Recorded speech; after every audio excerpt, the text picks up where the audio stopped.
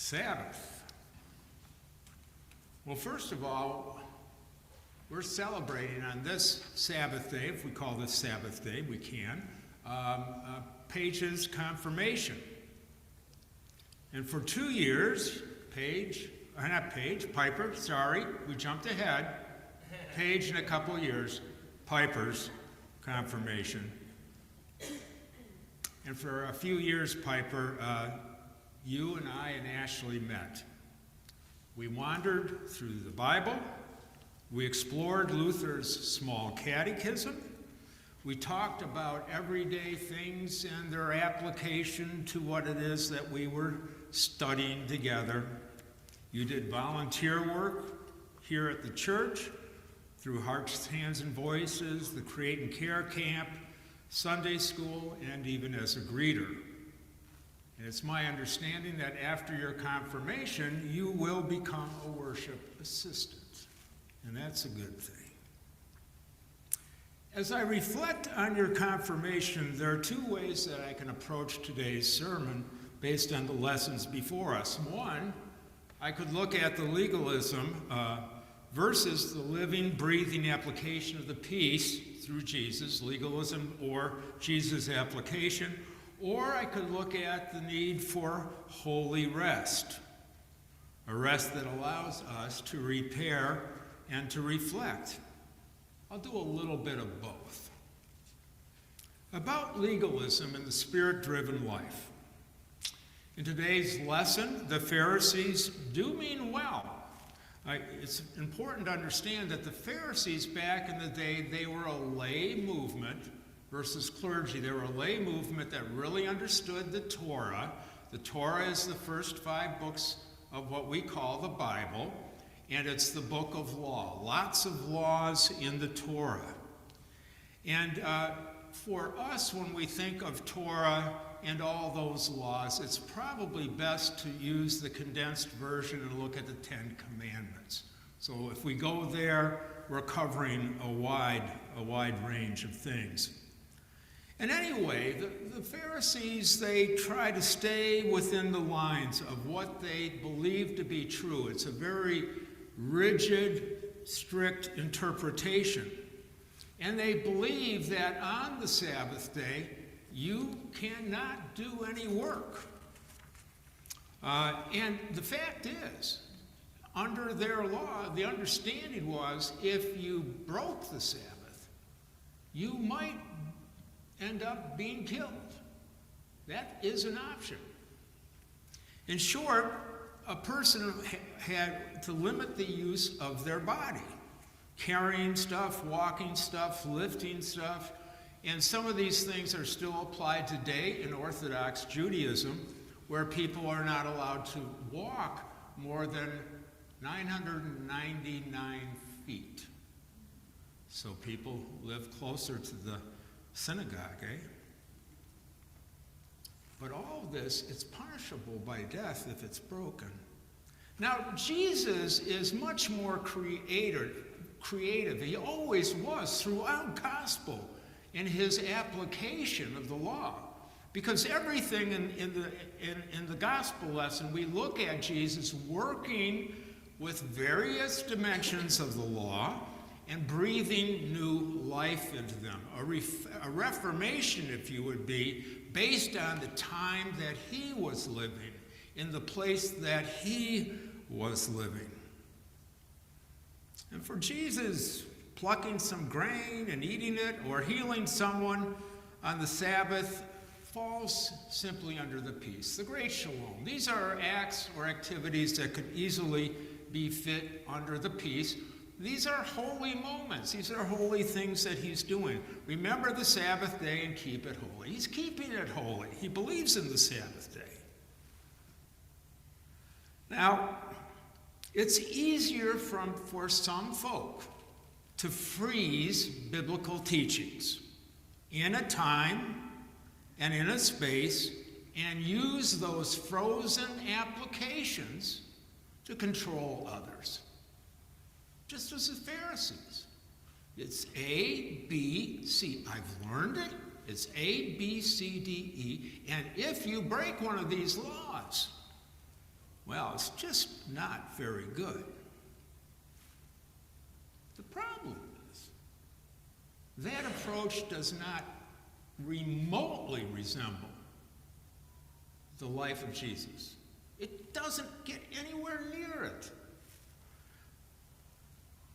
It's much more sustainable.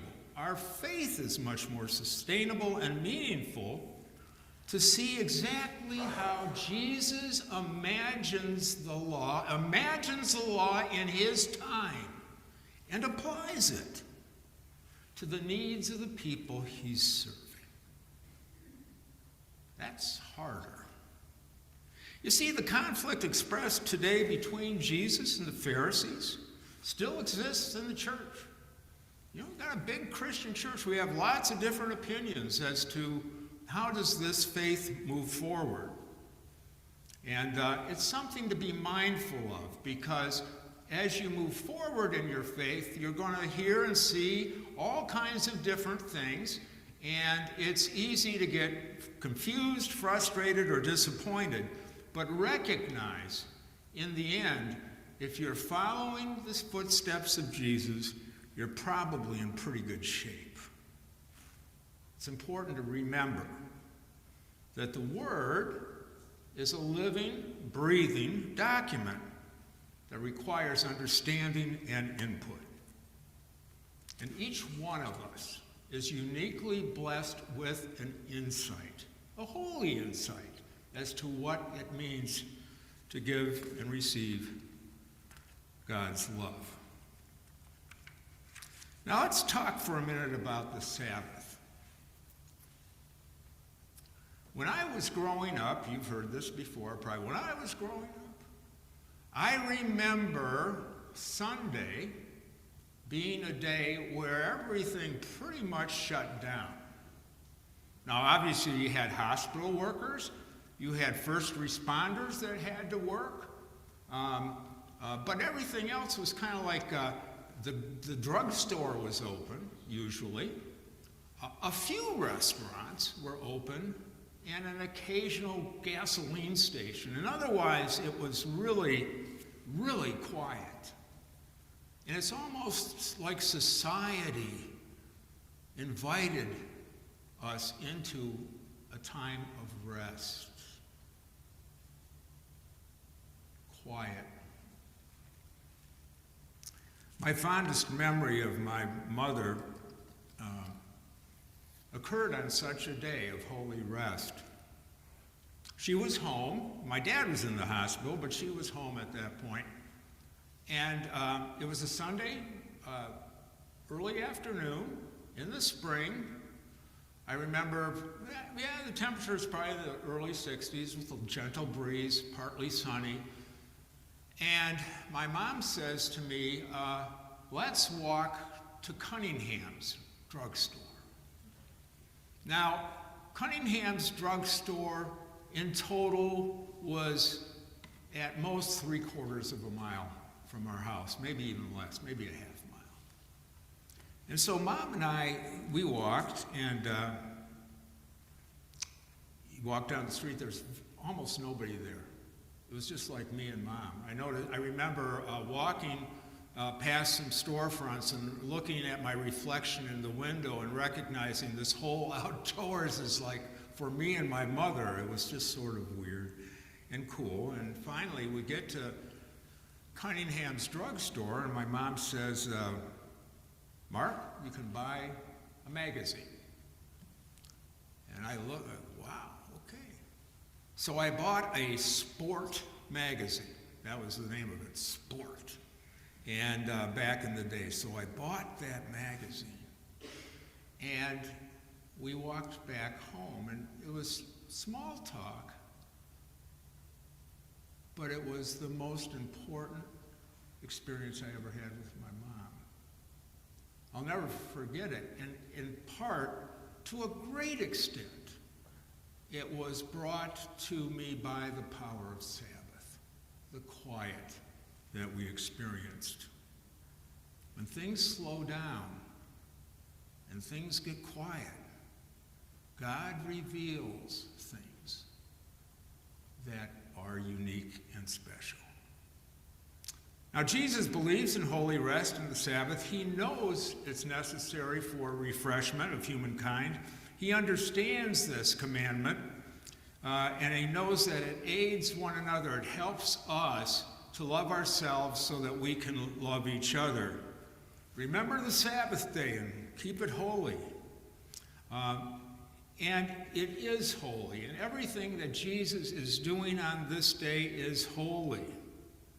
Acts of feeding and healing and caring for others are holy acts that can be done on the Sabbath or any time. Now, Piper, you are a gifted person. You are sacred and you are loved. And I invite you to make proper room in your life for God and to remember you're not alone. And often that understanding and that realization becomes clearer when we can slow down and find that quiet time and relish it as much as busy time, but to find it. And this can be holy fuel, I tell you, that guides you in your learning and in your doing, not only in terms of matters of spirituality, but other things too. We need not always be busy. Carve out time to rest. Sleep doesn't count. That's different. Carve out time to rest, to listen, and to find solitude. And finally, stick with the exploration of your faith. Don't let it go.